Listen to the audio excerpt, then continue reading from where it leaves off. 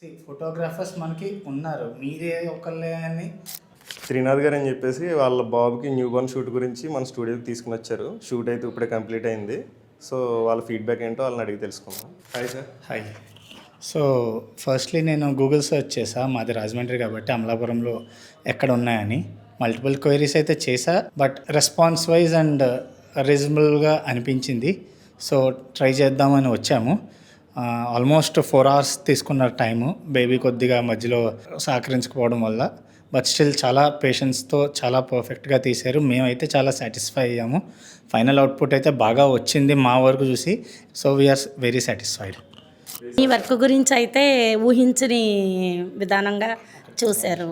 ఎందుకంటే అంత చిన్నపిల్లలకి ఎలా తీస్తారు, ఎలా పడుకుంటాడు, ఏంటి అని వచ్చేటప్పుడు చాలా టెన్షన్ పడుతూ వచ్చాను నేను. కానీ ఇక్కడికి వచ్చి నువ్వు తీసుకునే శ్రద్ధ ఉంది, అది చాలా బాగుంది. ఎందుకంటే ఎటువంటి పిల్లలైనా నీ చేతిలోకి వచ్చేసరికి ఏడ్చేవాడు కూడా ఆగి మరీ పడుకోబెట్టాడు.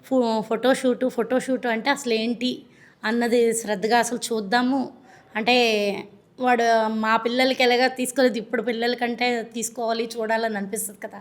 మెమరీస్ అవే కదా ఉంటాయి దాని గురించి. కానీ ఇలాంటిది కూడా ఒకటి ఉంది అన్నదైతే చాలా బాగుంది. చాలా బాగా తీసావమ్మా, చాలా బాగా, చాలా చాలా అంటే చాలా బాగా. చాలా షూట్స్ మెయిన్ ప్రాబ్లం ఎక్కడ వస్తుందంటే బేబీ హ్యాండ్లింగ్ వస్తాయి.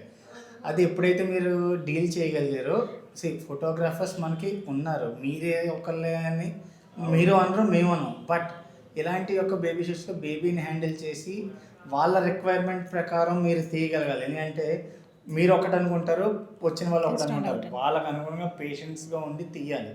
మీరు 1.5 hour 2 hours అయిపోద్ది అనుకుంటే 2 hours కాదు 4 hours అయినా మీరు అదే పేషెన్స్ లెవెల్లో తీసి బేబీని హ్యాండిల్ చేశారు. ఆ ఒక్క విషయంలో 5 star రేటింగ్ అని చెప్పొచ్చు.